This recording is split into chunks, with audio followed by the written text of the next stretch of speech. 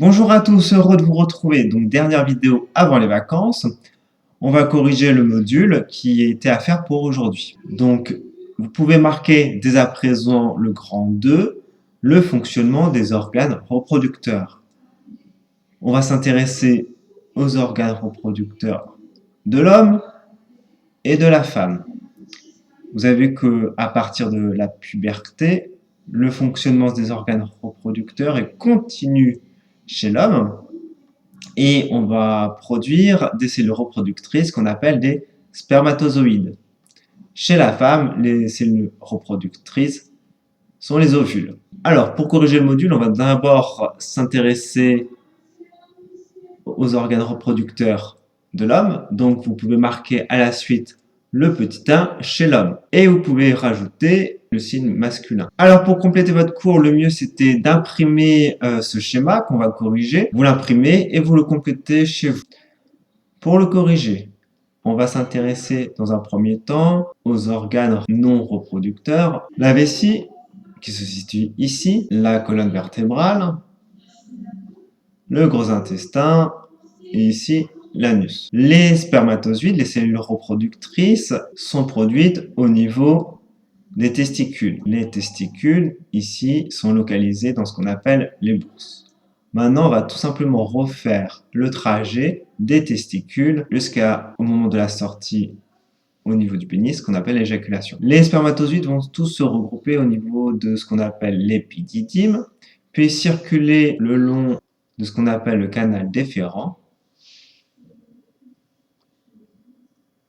jusqu'ici, puis arriver à proximité de deux glandes séminales qui sont les vésicules séminales et la prostate, qui vont produire des éléments du liquide séminal. Les spermatozoïdes vont ensuite arriver au niveau d'un conduit qu'on appelle l'urètre, qui se situe au niveau du pénis, qui lui-même est constitué donc du corps caverneux. On va pouvoir ajouter donc pénis ici, et arriver au bout du pénis qu'on appelle le gland. Donc au niveau des testicules va être produit les spermatozoïdes. Voici un spermatozoïde vu au microscope photonique. Et voici à droite le schéma d'un spermatozoïde humain.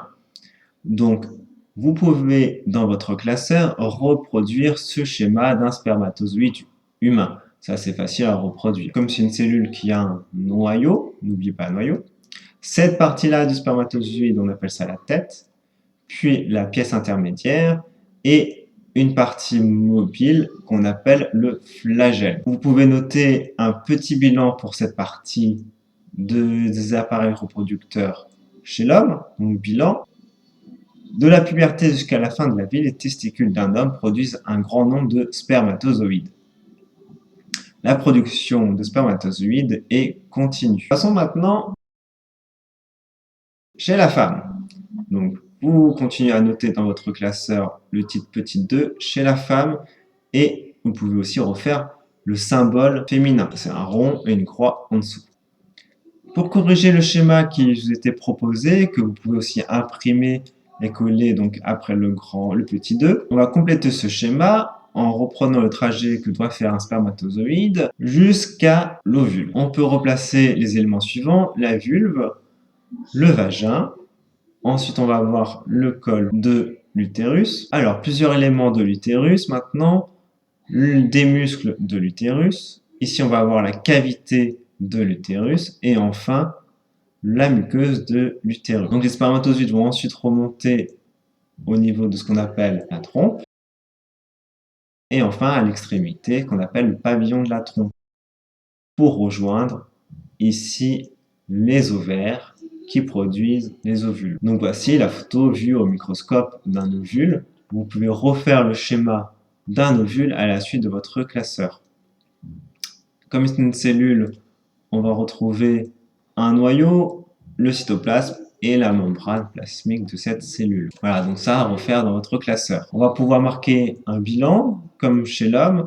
Donc par contre, chez la femme, ici, bilan de la puberté à la ménopause. La ménopause, c'est-à-dire c'est la période où il n'y a plus de production d'ovules. Donc de la puberté à la ménopause, environ 50 ans, les ovaires d'une femme produisent des ovules.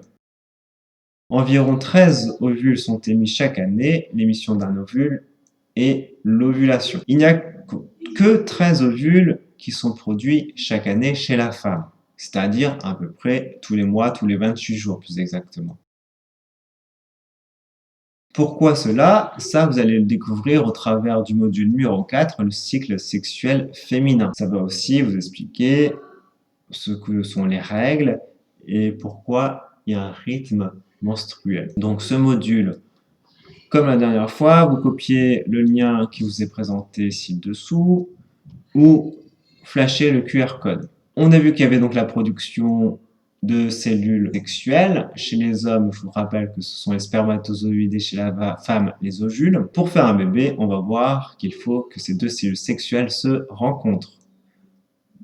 Pour ça, vous avez le module numéro 5 à faire, de l'ovulation à la fécondation. Ce module, le lien est présent ici avec le QR code. Donc pour après les vacances, je vous laisse beaucoup de temps, ça fera quasiment 3 semaines. Donc pour le 29 avril à 23h55, maintenant que vous avez l'habitude, vous devrez compléter le cours dans le classeur et faire les modules 4 et 5. Je vous souhaite de bonnes vacances malgré le confinement et à dans 3 semaines.